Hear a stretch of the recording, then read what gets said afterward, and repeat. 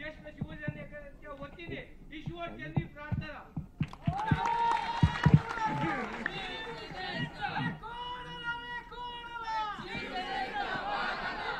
उपस्थित सर्व शिवसैनिक बांधवांनो, भगिनींनो आणि मातांनो, मी मुद्दामून ज्येष्ठ हा शब्द वापरलेला नाही, कारण मगाशीच आपण ऐकलं की शिवसेना आणि शिवसैनिक कधी म्हातारा होत नाही। आणि आपल्याला सर्वांना शिवसेना प्रमुखांची शिकवण आहे। त्याने अनेकदा सांगितलेलं आहे की माणूस वयाने थकत जातो, पण तो ज्या दिवशी मनाने थकतो तेव्हा तो वृद्ध होतो। तुमच्या तर मला वाटत नाही कोणाची मनं थकलेली आहेत, आणि मनं थकली असली किंवा असती तर आज इकडे तुम्ही आलाच नसतात। आज मला सर्व ज्येष्ठ शिवसैनिकांना बघून मी लहान झाल्यासारखं वाटतोय। मग यांच्यासमोर लहानच आहे, पण सगळे शिवसैनिक जुने जे शिवसेना प्रमुखांच्या काळी अगदी दिना काय, वासू काय, श्याम काय, सगळेच कोणाकोणाची नाव घ्यायची आणि कोणाची नाही, सगळेच हे एखाद्या सुरक्षा कवचासारखे शिवसेना प्रमुखांसोबत असायचे। सगळे शिवसैनिक, तुमच्यापैकी अनेक जण होते, आणि तुम्ही त्यावेळेला शिवसेना प्रमुखांसोबत होतात म्हणून आम्ही सर्व कुटुंबीय निर्धास्त असायचो, हे तुमच्या भरोशावरती, आणि तो विश्वास तुम्ही सार्थ ठरवलात। कोणाची हिंमत होत नव्हती शिवसेनेकडे आणि शिवसेना प्रमुखांकडे तर सोडाच, वाकड्या नजरेने बघण्याची। आता ठीक आहे, वयाने जरासे सगळेच किंचितसे वाकले असतील, पण त्यावेळेचे सगळेजण तरुण, आणि त्या तरुणाईतली त्यांची आठवण बघितली तर काठी कोणाच्या हातात आत्ता पण नाहीये, पण तेव्हा काय काय होतं चंद्रकांतजी तुम्ही सांगू शकाल। आणि सगळ्यांकडे एक एक म्हणजे काय अत्याधुनिक, म्हणजे तुम्हाला ज्यांना त्या पिढीतल्यांची आठवण आहे त्यांना माहिती असेल की कोणाकडे किती काठ्याचा, बरोबर ना, त्याला काय म्हणायचं, कटकट्या, आणि तो नुसता आवाज आल्यानंतर समोरचा पळायचा। म्हणजे आता ही सगळी आपण गाणी वगैरे ऐकतोय, शूर आम्ही सरदार, आम्हाला काय कोणाची भीती, वेडात मराठे वीर दौडले सात, या काय काय गोष्टी आपण अनुभवलेल्या आहेत। विशेषतः वेडात मराठे वीर दौडले सात जे आहे ते तुम्हाला सगळ्यांना आठवत असेल की जनता पक्षाचा तो जो काळ होता, शिवाजी पार्कवरती जनता पक्षाची सभा होती, मोरारजी देसाई नरराक्षस त्यांची सभा झाली, आणि शिवसेना भवनचं म्हणजे साधारणतः 77चा तो काळ होता। शिवसेना भवनचं बांधकाम पूर्ण नव्हतं झालेलं, पण तो सगळा, कारण तेव्हा जनता पक्षाची लाट होती, प्रचंड समुदाय सेना भवन समोर जमला आणि सेना भवनवरती दगडफेक केली होती। आपल्याकडे काय तयारी नव्हती, कारण बांधकाम सुरू होतं, आणि तेव्हा जे काही मी जे म्हणतो ती मला सगळी नावानिशी माहिती आहेत, पण ते जे काही वेडात मराठे वीर दौडले सात तसे हे सुद्धा जेमतेम हाताच्या बोटावरती मोजण्या एवढे शिवसैनिक होते। ते त्या मोठ्या, म्हणजे तो जनसागरच होता, त्याच्यात घुसले आणि सपासप, जे आता सपासप हा शब्द कशाला वापरतात, आणि त्यांनी जे काही केलं ते सगळे उधळून गेलं। आणि तेव्हापासून सगळ्यांना कळलं की शिवसैनिकाची टक्कर देणं म्हणजे ती जी आपली एक गोष्ट आहे ना, हमसे जो टकराएगा, ते करून दाखवणारे शिवसैनिक आहेत, म्हणून कोणी शिवसैनिकाची टक्कर देण्याची आणि घेण्याची हिंमत करत नाही। आजचा जो काय सगळा काळ सुरू आहे, हा काळ विचित्र आहे, हे मी तुम्हाला सांगण्याची गरज नाही। ज्यांच्या सोबत आपण 25-30 वर्ष हिंदुत्व या एका शब्दासाठी म्हणून त्यांचे बरेचसे चोचले आपण ऐकले, मान्य केले, ज्यांना कोणीही महाराष्ट्रामध्ये ओळखत नव्हता त्यांना खांद्यावरती बसून आपण महाराष्ट्राच्या खेड्यापाड्यामध्ये नेलं, आणि आता ते वरती चढल्यानंतर आपल्याला लाथा मारायला लागलेत। त्यांना कल्पना नाही की 1 जमाना हाही होता आणि तो जमाना लवकरच दिसेल परत। मराठ्यांच्या घोड्याच्या टापाने दिल्ली थरथरायची. आणि आपल्या महाराष्ट्र गीतामध्ये जे आहे, दिल्लीचेही तख्त राखितो, तो खरा आपला मराठी, तो खरा मराठा. आपण मरे मरे जे काही फोटो बघतो, दिल्लीचेही बूट चाटितो, हे आपल्या भगव्याच्या अवलादीचेच नाहीत, हे गद्दार आहेत सगळे. आजपर्यंत कधीही शिवसेना प्रमुख तर कधी, मला वाटतं जेमतेम माझ्या आठवणीत एकदाच गेले होते दिल्लीला. मी सुद्धा जातो, ते तिकडनं नीट आमंत्रण आलं इंडिया बैठकीचं वगैरे तर जातो, नाही तर आपल्या खासदारांना भेटायला कधीतरी जातो, पण कधी वर्षातनं एखाद्या वेळेला गेलो तर. पण आत्ताचं जे चाललेलं आहे, दरवेळेला उठसूट मुजऱ्या मारायला जातात, हे त्यांचे हुजरे, हे काय शिवसेना प्रमुखांचे विचार पुढे नेणार. आणि देश पूर्ण नासून टाकलेला आहे. म्हणजे मला तर आता अशी भीती वाटायला लागलेली की आपण अराजकाच्या दिशेने चाललोत की काय. दिशाहीन सगळं चाललेलं आहे. उठसूट कोणालाही पक्षामध्ये घेत आहेत. म्हणजे मी मागे सुद्धा म्हटलं ना, आता आपले ज्येष्ठ शिवसैनिक आहेत ना, कोण त्यांचं नाव, मुस्लिम कार्यकर्ते आपले आहेत ना, अनेक जण आहेत. बाबू शेख एक आहे, एक आत्ताचे नाही, ज्येष्ठ शिवसैनिक आहेत, असे अनेक आहेत मुस्लिम कार्यकर्ते. पण आपण काय म्हटलं, म्हणजे भारतीय जनता पक्षाचे, मी दसऱ्याच्या माझ्या भाषणात थोडंसं बोललो होतो की भाजप जे काय करतं ते सगळं चालून द्यायचं, ते आम्ही खपवून घ्यायचं. मग ते जातील, अगदी मस्जिदीमध्ये जातील, नमाज पडतील. मोदींनी स्वतः सांगितले की ते काय ईदच्या दिवशी त्यांच्या घरी सगळे जेवणाचं, म्हणजे हे सगळे चाळे आपण बघायचे. म्हणजे आम्ही जर काय काही करायला गेलो किंवा दुसऱ्यांनी कोणी केलं तर ते लव जिहाद, आणि भाजपने काय केलं तर अमर प्रेम. हा कोणता नाही. म्हणजे आपण त्यांना काय बोलायचं नाही. मग आत्ता 1-2 दिवसामध्ये जे काही घडलं तुम्ही पाहिलं असाल की पालघरमध्ये एका व्यक्तीला त्यांनी भाजपात प्रवेश दिला. कोण तुम्हाला माहिती आहे ना, चौधरी. बरोबर आहे. आता त्यावेळेला हे त्यालाच धरी, म्हणजे साधू हत्याकांडामधला एक आरोपी म्हणून केवढी बोंबाबोंब केली होती. आणि जणू काही ते पाप आपणच घडवून आणले. अशा पद्धतीने मी मुख्यमंत्री होतो म्हणून शिवसेना कशी हिंदुत्वाच्या विरोधात आहे हे अगदी बेंबीचा देठ यांचा कुठपर्यंत गेला माहिती नाही, पण तिथपासून बोंबलत होते ना, कारण आवाज मोठा असतो, कोणाचा देठ कुठपर्यंत असेल आपल्याला कसं कळणार. आणि आता त्याच चौधरींना यांनी भाजपमध्ये प्रवेश दिला.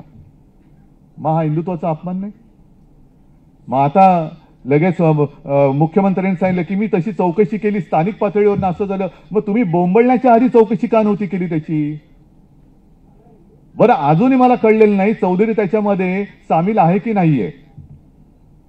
कारण जर का त्या हत्याकांडात चौधरी सामील असेल तर भाजपने प्रवेश का दिला, आणि सामील नसेल तर प्रवेशाला स्थगिती का दिली.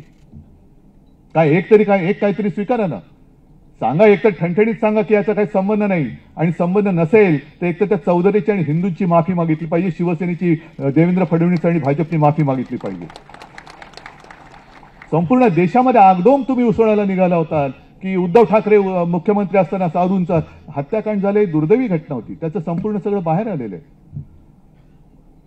पण आता तोच चौधरी तुम्हाला पक्षासाठी पवित्र, म्हणजे त्याच्यावरती तुम्ही काय गोमूत्र शिंपडलं की तो पवित्र झाला. धाराशिवमध्ये तेच झालं. तो कोण ड्रगवाला एक, हा आंगणे का गांगणे काय, गंगावणे नाही, कोण जो असेल तो, त्याला प्रवेश दिला. आणि सगळं म्हणजे 70,000 कोटीचा घोटाळा केला. अजित पवारांचं हेच बोंबलले, स्वतः पंतप्रधान बोलले होते आणि ते मांडीला मांडी लावून बसतात. अशोक चव्हाण त्या आदर्श घोटाळ्यामध्ये शहीद सैनिकांच्या जमीन बळकावणारे म्हणून ज्यांनी बोंबाबोंब केली होती ते बाजूला घेऊन बसले. आम्ही ह्या भाजपासोबत कधी जाऊ शकत नाही, कदापि आम्ही नव्हतो. अशा भाजपासमोर सोबत आम्ही जाऊ शकत नाही, कदापि नव्हतो. मी कोणत्यानी बोललो, अशा भाजपासोबत. त्यावेळेचा भाजप हा वेगळा होता आणि आत्ताचा भाजप हा विचित्र झालेला आहे. म्हणून जे मी दसऱ्याच्या मेळाव्यात बोललो की आत्ताचा भाजप हा अमिबासारखा झालेला आहे. त्याला आकार नाही, उकार नाही, काही नाही, एक पेशीय. म्हणजे यांचं जे काही सगळं चाललंय की सगळं काही माझ्याच हातामध्ये पाहिजे, सगळं माझ्याच हातात. म्हणजे दूध सहकारी संघटना काय असेल ती पण माझ्याच हातात. नाना नानी पार्कची काय सोसायटी असेल ती सुद्धा माझ्या हातामध्ये, पंतप्रधान पण मीच, हे पण मीच, ते पण मीच. हा जो मीपणा यांच्या अंगात भिनलेला आहे, अहमपणा, या अहमपणाचा फुगा तुम्ही जे आता म्हणालात ना गुलालात नाहून निघायचं आहे, तो गुलाल असा तसा नाही. या अहमपणाचा फुगा फोडून जो विजय मिळणार आहे त्या विजयाच्या गुलालात आपल्याला नाहून निघायचं. नाही तर निवडणुका येतात आणि निवडणुका जातात. आता सुद्धा जे बिहारमध्ये घडलं, हे जे काही टीव्हीवरती आपण बघत होतो प्रचाराचे सगळे दृश्य, कोणाच्या सभेला किती गर्दी उसळते उत्स्फूर्तपणाने. आता सुद्धा तुम्ही सगळे आलेले आहेत. मला माहिती आहे कोणाला काही पाकिटे किंवा काही दिलेले नाहीत, स्वतःहून आल्या शिवसेनेच्या प्रेमापायी म्हणून आलेला. पण ही जी एक लोकशाहीची त्यांनी वाट निवडलेली आहे किंवा वाट लावलेली आहे, विरोधी पक्ष शिल्लकच ठेवायचा नाही.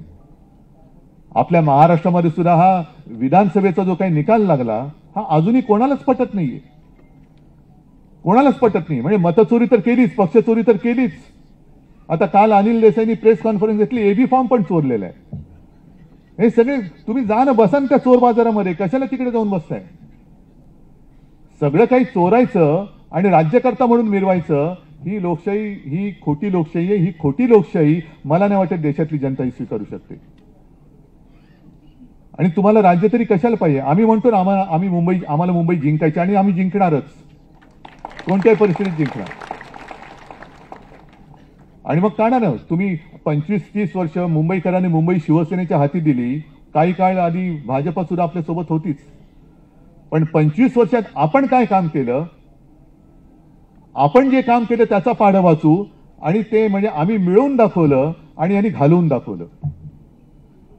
मला वाटतं दिवाकरजी, तुम्ही काय सगळे ज्येष्ठ शिवसैनिक, त्यावेळेला महापालिकेचे म्हणजे दिवाकर होते साहेब तर महापौरच होते, किशोरीताई पण महापौरच होत्या. आपल्या काळामध्ये जे काय आपण केलं, मुंबई आपली मुंबई म्हणून, तो आपलेपणा भाजपच्या एकातरी नेत्याच्या मध्ये आहे का? एकातरी नेत्याच्या अंगामध्ये आहे? ही आपली माझी मुंबई आहे. आम्ही म्हणतो ही माझी मुंबई आहे.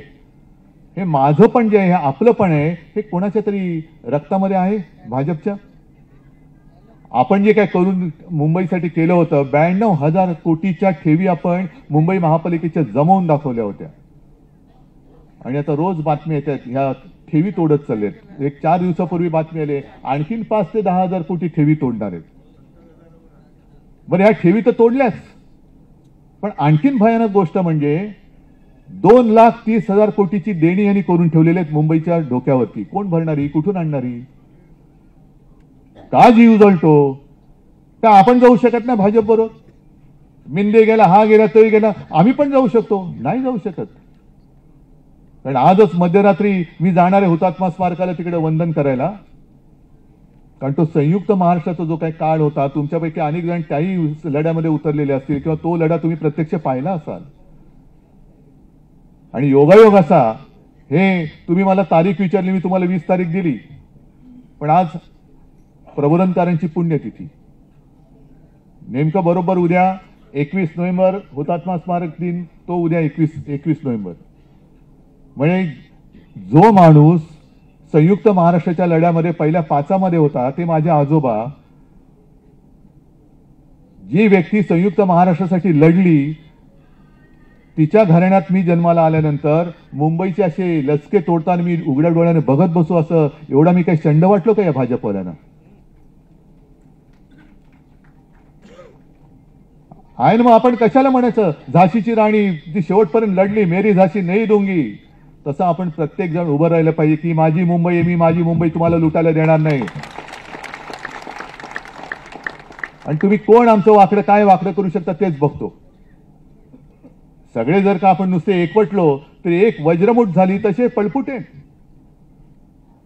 आणि सहज काय गोष्टी इतिहासाची पुनरावृत्ती होत असते. जेव्हा आपण ते फटकारे पुस्तक शिवसेना प्रमुखांचं करत होतो, सगळं कार्टून संकलन करत होतो, त्याच्यामध्ये एक कार्टून आहे,